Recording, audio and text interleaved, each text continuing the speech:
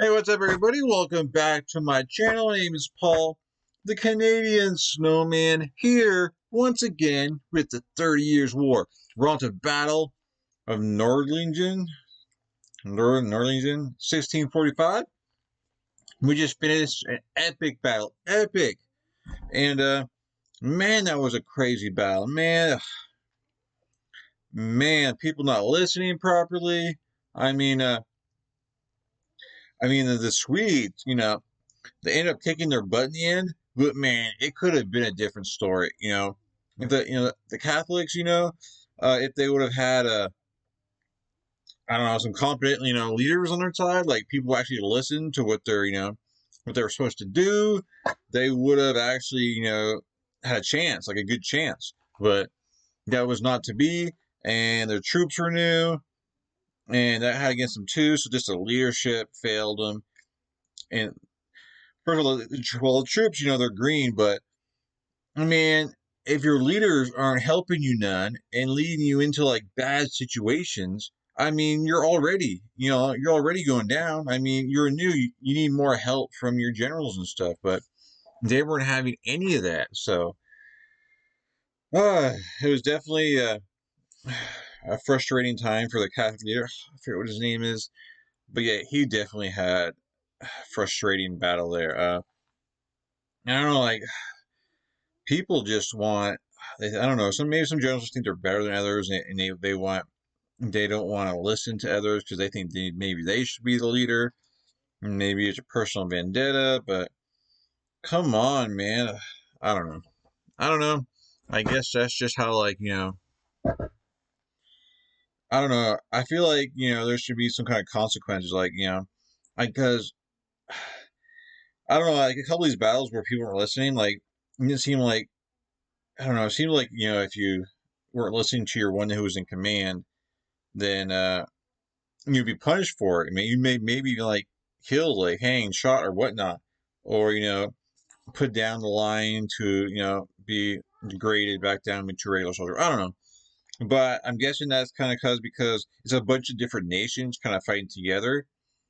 So there isn't really one. You can't really do nothing to the other person because they're probably not part of your same country. Maybe I don't know.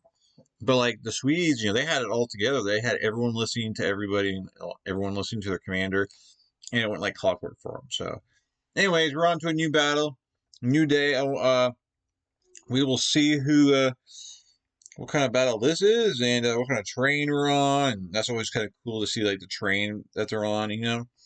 And what was cool about the other one, there wasn't a castle or fort. They were kind of both on open field, which has been actually a lot this war. So that's been really cool. They're almost on like the same fighting grounds. They're not just having a siege the whole time.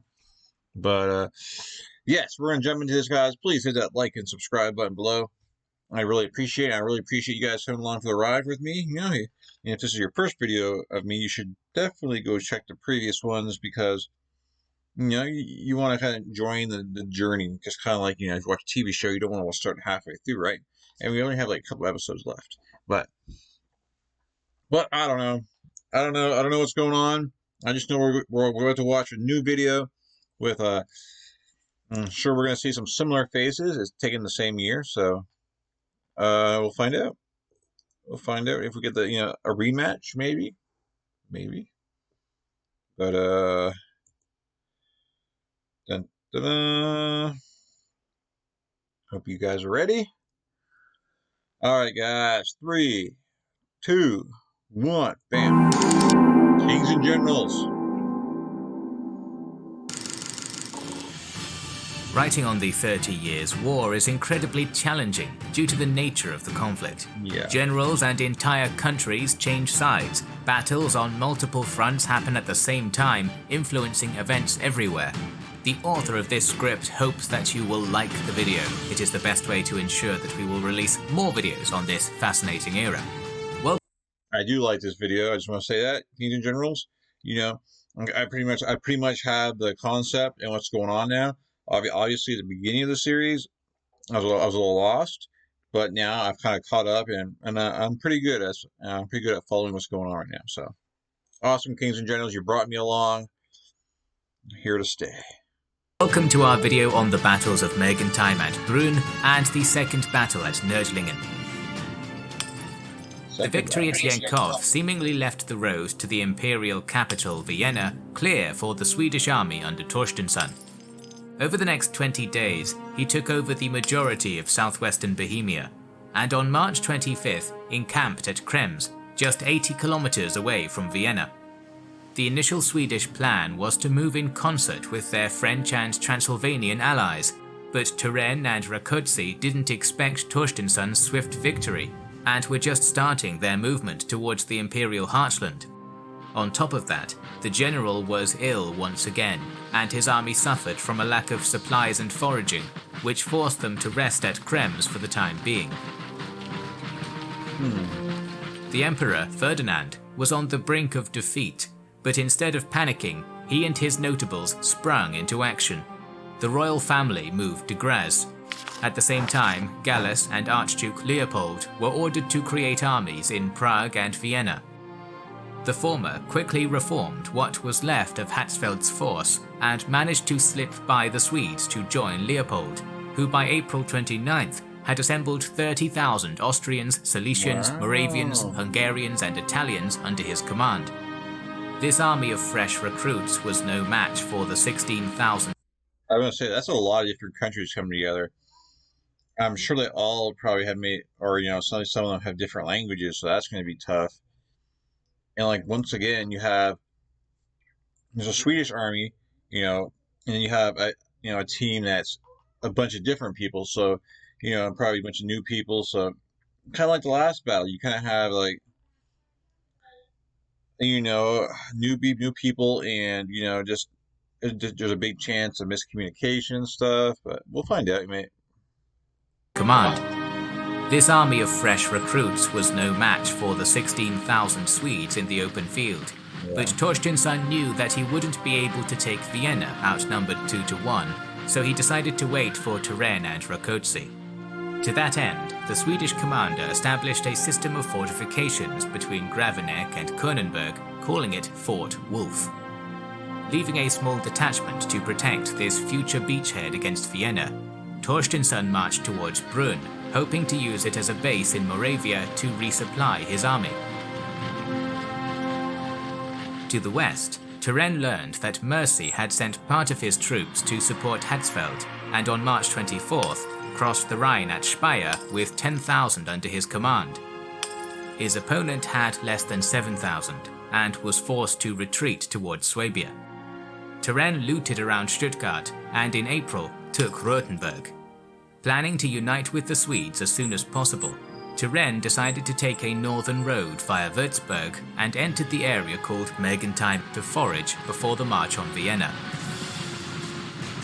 Unfortunately for the French, this area, which was relatively unscathed through the war, wasn't as abundant with supplies as they hoped it would be, so Turenne, who established a headquarters at Mergentheim, sent his cavalry to the nearby villages to gather food.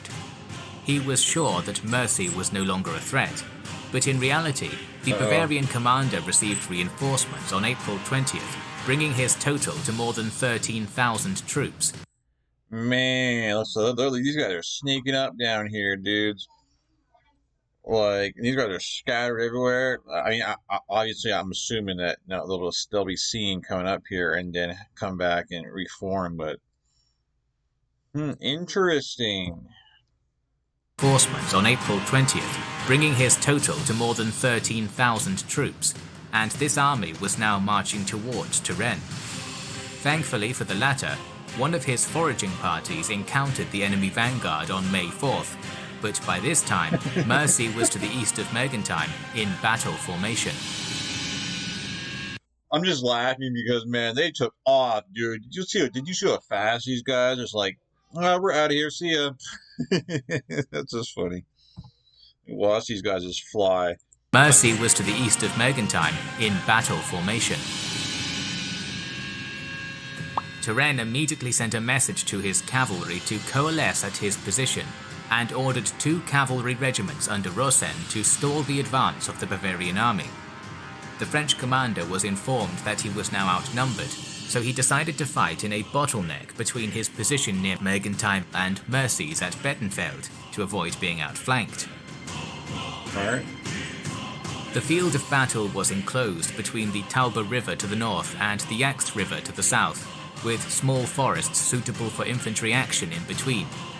Although Rosen arrived in the area before his foe, he missed an opportunity to occupy the larger of the forests, which would have allowed the French to have a more coherent line in the upcoming battle. The Bavarians took control of the larger wood. The French were not able to gather all of their forces and had no artillery present. Upon his approach, Turenne divided his 6,000 into 2 wings, with Rosen commanding 3,000 footmen and around 500 cavalry on the right wing, while the commander himself led the left wing, composed of 2,500 cavalry. At the same time, Mercy formed up in 2 echelons, placing 6,000 footmen in the centre, with 2,500 cavalry on each wing, and the rest of the cavalry in reserve in the third line, and all of the artillery in 3 batteries in front of the centre. The leader of the French army hoped that... I'm sorry, mid-sentence there, but like, man, you're a bit outnumbered basically like 2-to-1. It looks like. I mean, I'm not sure. I guess the bottleneck. I guess that's what they were saying, but I'm guessing he's trying to hold out probably for more troops to arrive, maybe. But because they're in the open field, right? So it's not looking very good for him, I don't know. We're gonna find out. There you go. 3 batteries in front of the centre. The leader of the French army hoped that his right would keep the enemy left in check, while his concentrated cavalry on the left would surprise his opponent with a swift charge and then swing back to help the other wing. Conversely, the Bavarian commander was sure that the French right was exposed. It was the Bavarians who opened the battle with artillery volleys, focusing on Rosen's infantry, which stood tall despite taking losses. Damn. Turenne used the fact that Mercy's centre was shifting leftwards to attack his right. The French horsemen were able to surprise their counterparts and quickly broke the Bavarian left's first echelon, sending it crashing into the second echelon, which fell into disarray. Wow. Rosen wasn't doing as well. Shortly after the cannonade, his wing was attacked by the enemy centre. The French answered with a unified volley, but the approaching foe heavily outnumbered them, and their counter-volley did more damage. Continued musket volleys and the attack by the Bavarian cavalry from the right was too much for the French flank, and in a matter of minutes it disintegrated, with the majority of it becoming prisoners of war. Support squadrons on this... For a second, I thought, holy crap, we're going to have like a big underdog win here, but tick for tack, when outnumbered, and I was expecting, the cavalry to come back to help, but I guess, they were kind of caught up down here and get from the rear, but guess not. But wow, that was definitely with the majority of it becoming prisoners of war. Support squadrons on this flank retreated after being chased by the Bavarian horse for some time. Things also started to turn on the French left, as it was counterattacked by Mercy's reserve cavalry. Soon the Bavarian right also started reforming and joining the fray, and Turenne was pushed back, despite the courage he showed on the front line of the battle. After chasing the French right for some time, the Bavarian left-wing cavalry turned back and charged into Turenne's flank. With the Bavarian footmen also marching towards this position, the battle was effectively over, as the French squadron started to lose cohesion and retreat. Fortunately for Turenne, 3 of the units he sent for before the fight were now also on the battlefield, and although they were too late to change the fate of the battle, their arrival allowed the French to start disengaging relatively intact. Turenne himself led these fresh squadrons in a rearguard action, slowly withdrawing across the Tauber. The French lost almost 5,000 troops in this battle, most of them as prisoners, while Bavarian losses were less than 500. Mercy won the Battle of Mergentheim before the battle had even begun by using superior maneuvering and confusing Turenne. Wow. Meanwhile, events were transpiring on the Bohemian front. While Torstensson was losing time along the Danube, Brünn was reinforced and fortified by its commander, Dessouche. This French Protestant was serving the empire after stints in the French and Swedish armies, and was especially eager to fight the Swedes, who according to him had insulted his honor. When Torstensson besieged Brünn on May 4th with part of his army, it was defended by a garrison of 1,500. The Swedish leader initially attempted to intimidate Dessouche, sending a message that Dessouche would be treated as a deserter from the Swedish army if he didn't surrender, but that didn't work.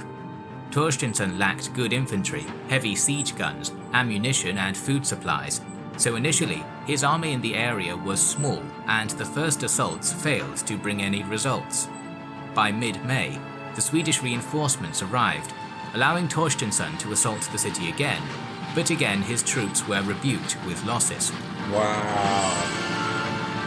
Sometime in May, the Swedish It just shows like if you have like a good fortified, castle or fort or whatnot, you can have like a fraction of your enemy's men and still hold them off just because of position, man. Like, I mean, I guess they weren't scared, because they knew the good position they were in and they knew they could hold them off. I mean, and I'm sure they were able to see that they didn't really have any like siege, weapons and stuff. But castles are awesome.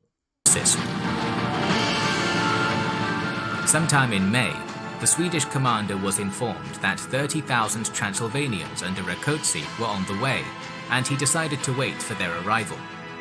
Unfortunately, he also received the news of the French defeat at Mergentheim, and it was becoming clear that Turenne was nowhere close to assist Torstensson's campaign.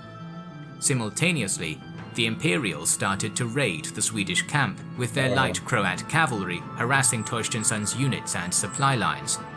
Probably sensing the enemy's vulnerability, Archduke Leopold besieged Fort Wolf on the 3rd of June.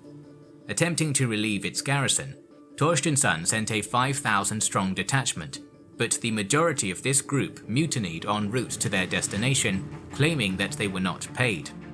The Swedish garrison received no help, and Fort Wolf fell on June 9th.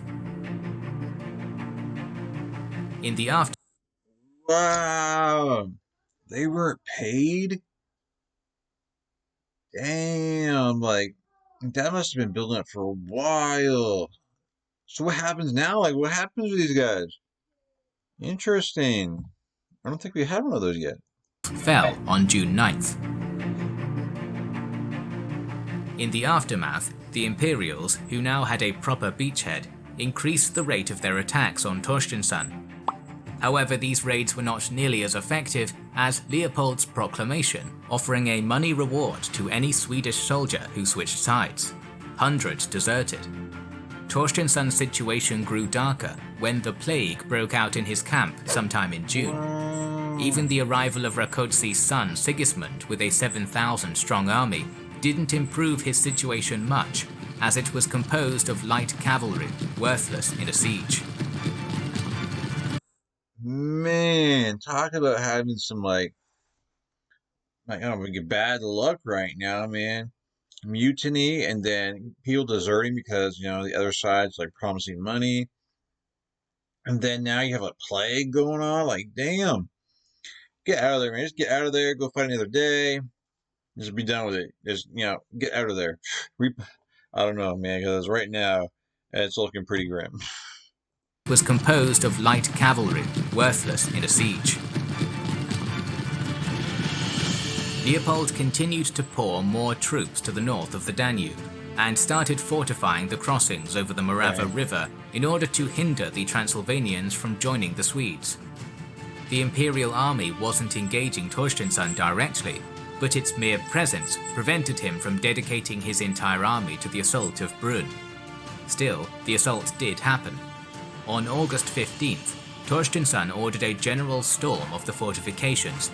The Swedes attacked for 12 hours straight, but once again didn't make any gains. Wow. Dessouche proved to be resolute in defense, and nothing Torstensson tried worked. 3 days after this uninspired attack, Sigismund and his Transylvanians left the camp, and on the 19th of August the Swedes lifted the siege. The defense of Brunn is considered one of the epic stands of the Imperial army, and it was the heaviest defeat Torstensson experienced in his otherwise illustrious career. I gotta say, that's only 1,500 people against thousands, and they held their ground. Shout out to the troops in there, man. They didn't give up. Days, man. Was it 3 days? They said. Jeez. So basically, that's what they're doing. They're like, okay, and they the Transylvanian army, they couldn't join forces, so he's giving up.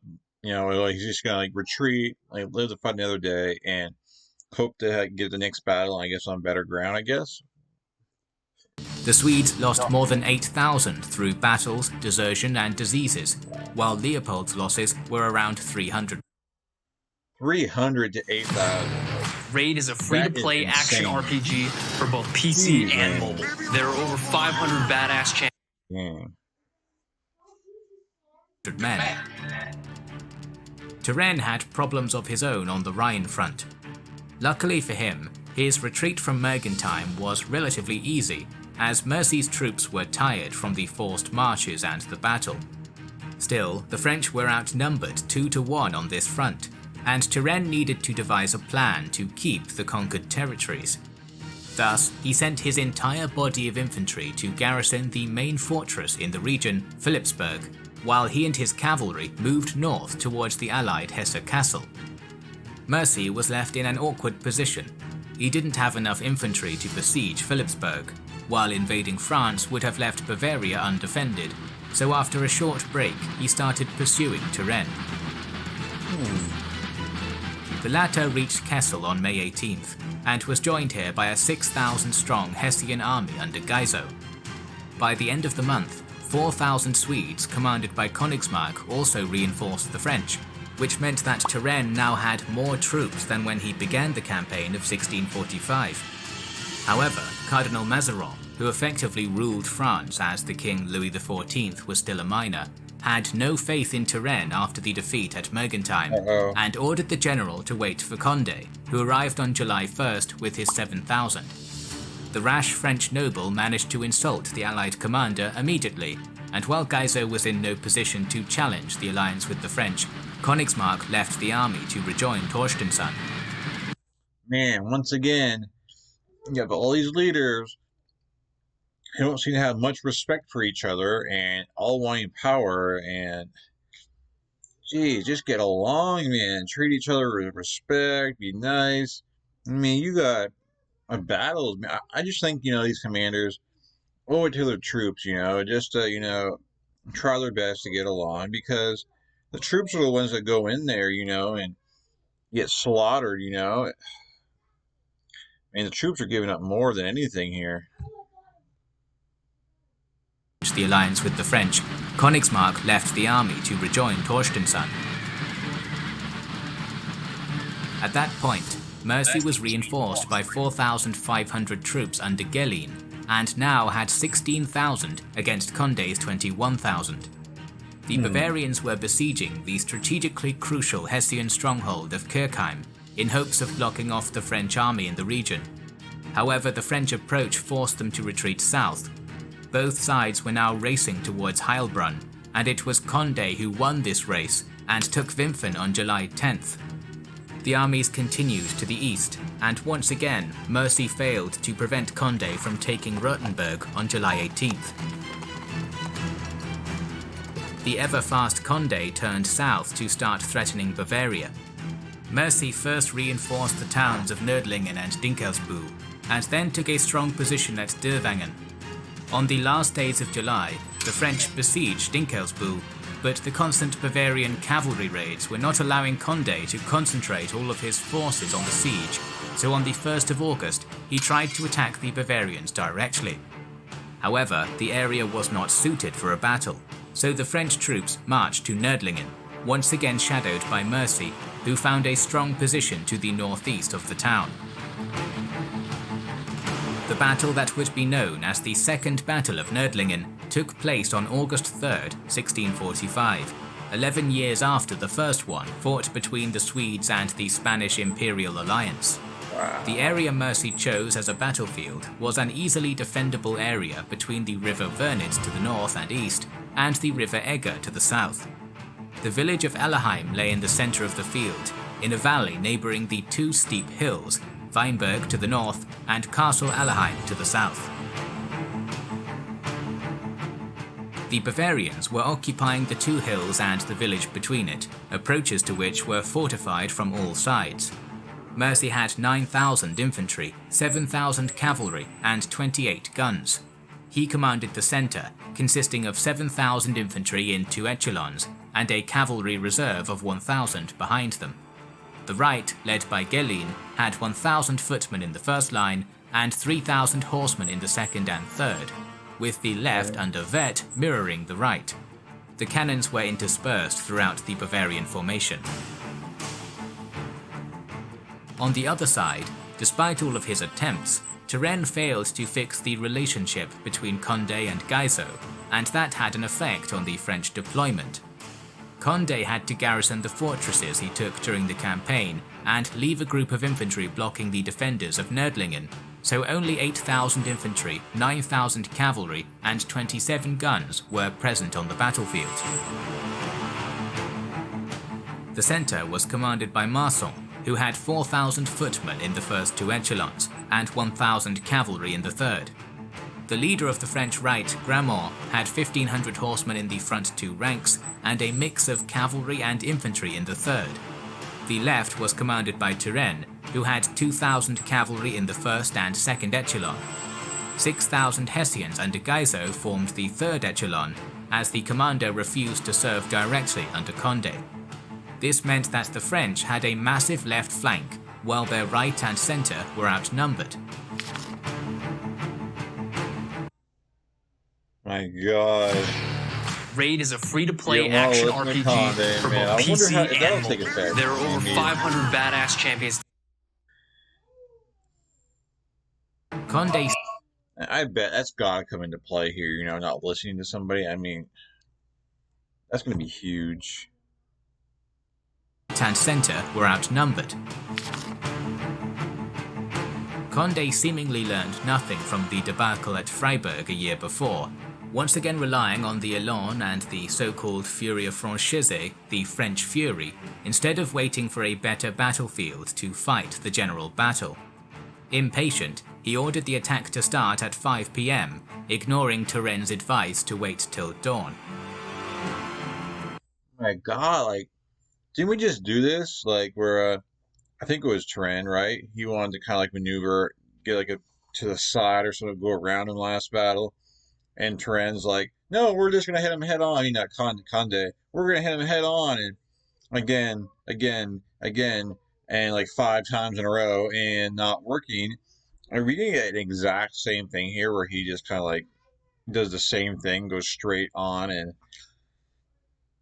you know, I think a lot of it is like, if it wasn't Turenne's idea and he thought of the idea on his own, he probably wouldn't even do that. He'd probably, you know, do more of a strategic, you know, battle. But the fact that, you know, he's butting heads with Turenne, he's going to do the exact opposite that what Turenne wants, just in spite. That's it. And who cares about a bunch of his troops die? Who cares, you know? So frustrating. I mean, the battle hasn't started yet, so I mean, for all I know, they'll agree and have an awesome battle together. But yeah, I'm not gonna hold my breath. Ignoring Turenne's advice to wait till dawn. The first echelon of the French centre was sent forth, alongside the guns that were supposed to be placed in front of Ellerheim. Immediately after the French reached the range of their guns, the Bavarians started sending volley after volley into their ranks, causing massive damage. Condé commanded the infantry to leave the guns and double time towards the village. Through sheer determination, the French first echelon reached the fortifications and took them, driving the Bavarians back and entering the village. Wow! However, their guns were lagging behind, and I didn't expect them to get in there, but apparently, look, they're all alone. Their guns are way back there, and they're way outnumbered. So, and they're gonna get, obviously, as they were saying, I didn't let him finish his sentence, but they were definitely going to get pushed back. And entering the village. However, their guns were lagging behind, and without their support, the French were counterattacked by Mercy's second echelon, and the artillery continued to kill them. Marsan was severely wounded, and his unit, left with no commander, dispersed. Condé should have attacked with the second and third echelons as soon as the first took the fortifications, but he missed his chance. At 6 PM, he led the second echelon into attack himself, but despite Condé's personal bravery, this smaller group was shattered without reaching the enemy, and by 7 PM... Okay, so again, first attack failed. Well, actually, it worked, but then he did not have any backup, which means it actually did fail. And then the second time fails, and let's see if we regroups and does it for a third time. Third time's a charm, right? I mean, or fifth time's a charm, I mean, fifth time wasn't the charm. Last time, Condé, man, you're getting on my nerves, buddy. Come on, prove me wrong, buddy, Condé. You can do it. Oh, man. This smaller group was shattered without reaching the enemy, and by 7 PM, the majority of the French centre ceased to exist. According to the sources, Mercy was ecstatic. They have delivered themselves into our hands. It was time to send his centre forward and rip the French line into two, and the Bavarian commander was about to do just that. At that point, the cannons Condé commanded to take position near Allerheim finally got into range, and their commander started shelling the Bavarian positions. Life is chaotic and not without irony. On the verge of his greatest victory ever, Mercy was killed by a fluke cannon shot. His second in command in the centre, Reichenberg, failed to take the reins and finish the battle. Whoa! Mercy, gone. Random cannon kills him. Like, where was he? Way back here? Oh my God. It's like they were on, Mercy was on the verge, it looked like, a victory because of Condé. And, it's killed. And what they say, it was leaderless army right now? Wow. But, there's no way that Condé and his men would know that, right? I mean, they're not going to know if he dies back there, so they're still going to be in defensive position, but man, that is huge, man. Like losing like your leader like that is equals up to like losing probably like 1,000 or 2,000 men, you think, right? Because you don't have the genius or the smarts to kind of like finish the battle, because you have no, I don't know. Failed to take the reins and finish the battle. However, the French situation to the south was hardly better. Gramont's first echelon was en route to attack the Bavarian left, but before it managed to reach the enemy positions, Vert counterattacked, and as he had the advantage of numbers and height, his cavalry sent their French counterparts fleeing. Gramont attempted to turn the tables and personally charged with the second echelon. Initially, this swift attack broke the Bavarian line, but Vert's second echelon also joined the fray, surrounding Gramont and then taking him prisoner. Oh my God. Prisoner now. The French third rank attempted to help, but the panic of the first two echelons and the advancing Bavarian cavalry pushed them back. The lack of communication resulting from the death of Mercy showed itself, as Vert, instead of completing the destruction of the French centre and then attacking the French left flank, continued the pursuit of the French right, abandoning the battlefield in the process. As usual, Turenne had handled his attack in a more organised fashion. His wing was also to attack in echelons, but the... Why isn't Turenne the leader of this army? Oh yeah, that's right. What's it called? The Cardinal was the Cardinal of France, who's kind of like leader of France right now because was it Louis is not old enough? Am I right here? And because Turenne lost that battle, which he was way outnumbered, lost faith in him, and that's the only reason why Turenne's not the leader now, and Condé is. Like, I'm actually curious because this is French. Is Conde?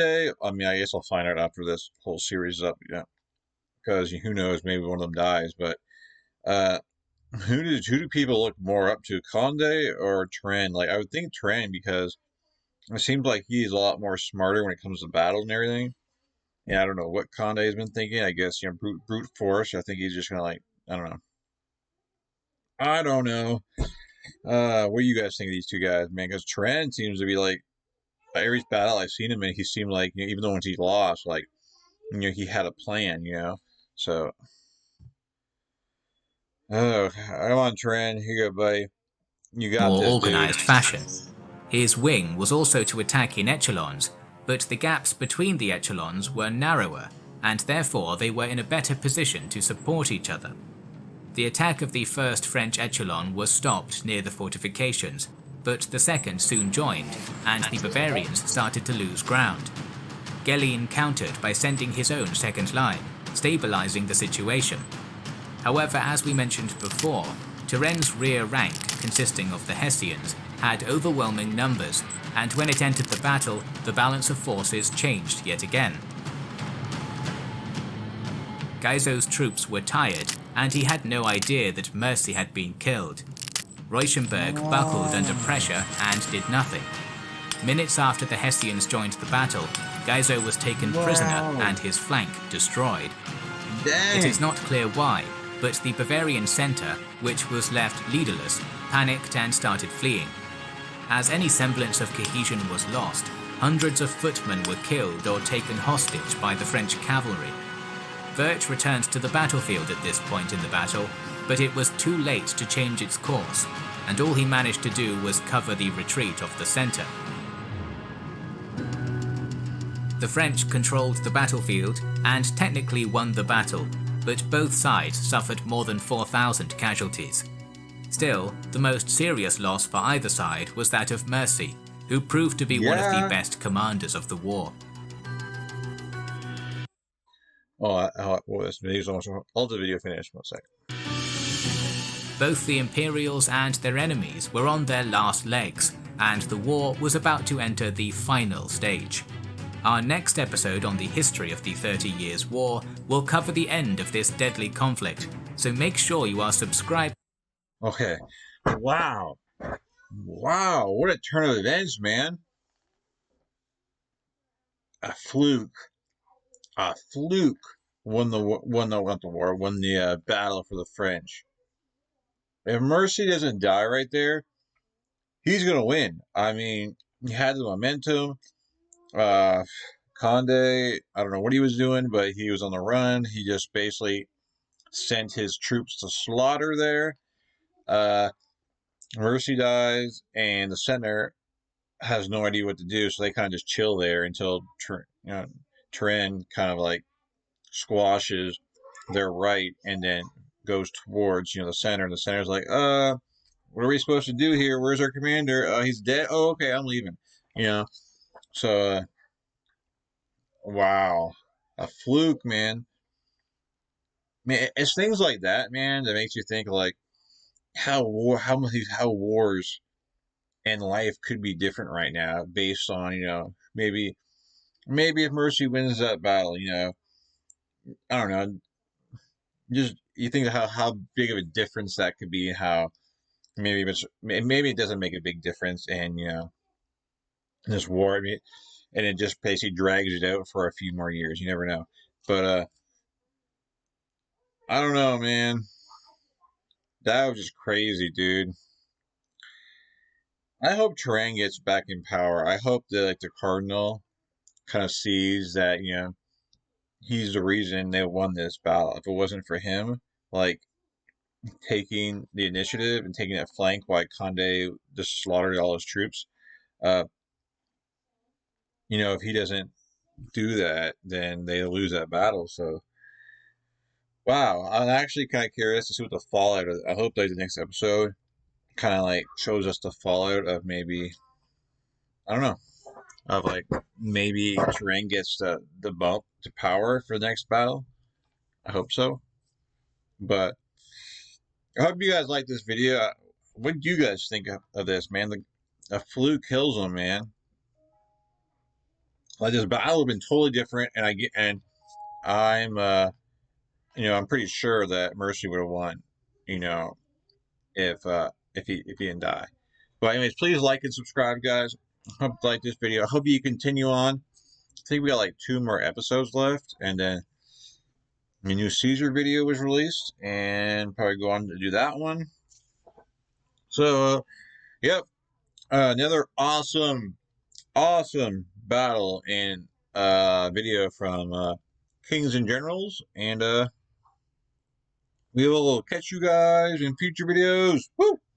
I like this one. This is really cool. I like this one a lot. Lots of surprise, and I don't know, that kind of,